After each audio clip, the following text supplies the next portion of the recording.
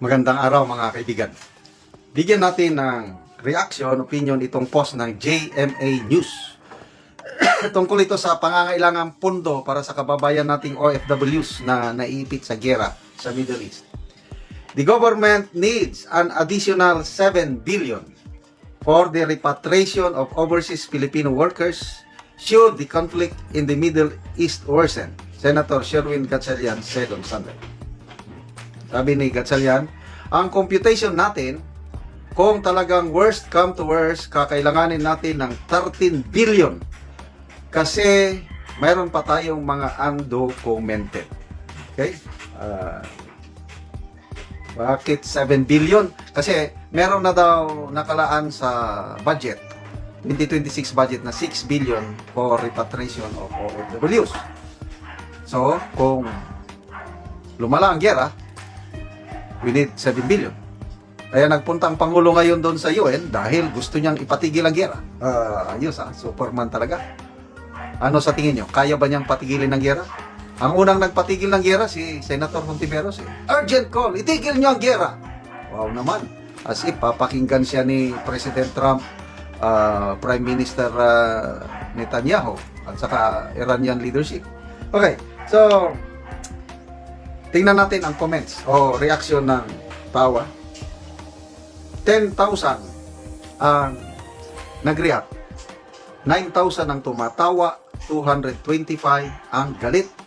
654 lang ang nag-like. So makita nyo, halos 90% sa taong bayan hindi na naniniwala sa gobyernong ito.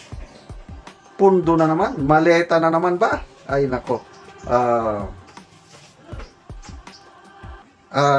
Para ang kanila parang ano ito? Parang sinsilyo lang ang bilyones. O kaya parang tubod kung sa ano pa. Parang spring lang. Kung mangangailangan sila ng pera, bilyones tayong mga taxpayers, hirap na hirap tayo. May konti kang kita, babawasan pa. Example, mga government employees. Automatic yan, deduction, withholding tax. Tayo naman, maggasolina tayo, ang taas na naman, mayroon pang VAT. Sa gasolina, kakain tayo sa restaurant, may VAT. Buwis sila ng buwis sa atin. Tapos kung gagastos, parang walang katapusan. Pagkukunan nila ng pondo. Speaking of OFWs, nakakaya yung ginawa nila. May dumating the other day ata, mga I don't know how many, yung welcome home, mga pinalabas nila, mga OFWs na repatriate ng gobyerno. Nabuking sila. Kasi yung mga dumating na yun ay mga travelers.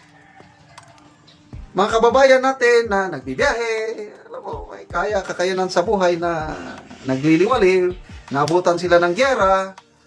Ang gobyerno ng UAE ang gumastos ng lahat. Walang gastos ang gobyerno para lang makauwi sila. Tapos ngayon, sasalubungin ngayon ng OWA o Migrant Workers Department, welcome home. Grabe talagang kapal ng mukha. Mabuti na lang at age of social media ngayon, kaya nabubuking sila. Tinatawanan lang na, 10,000. Tapos sabay busa. Ganon yung mga comments na nabasa ko.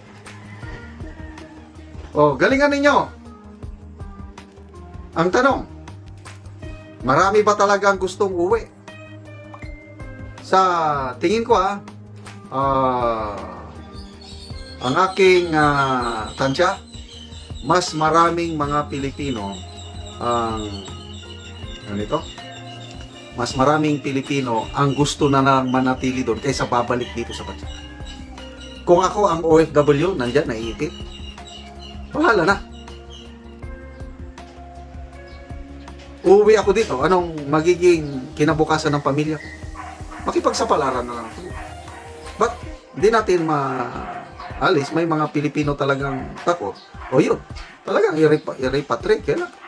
7 billion in additional sa 6 billion. Okay lang kung gagastusin nila lahat. Ang maganda sana ba yung tulungan nila ng gusto. Example, namatay na tayo ng isang Pilipina, caregiver sa Israel. ay lumusot ang isang missile ng Iran. Magkano ang itinulong doon? Kung binigyan ng 1 milyon, wow, matutuwa pa ako. Baka naman ang tulong, kakapiranggot na naman.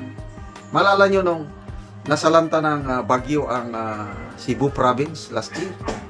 Nakakagalit yung announcement ng Pangulo. Pinagmayabang pa niya eh.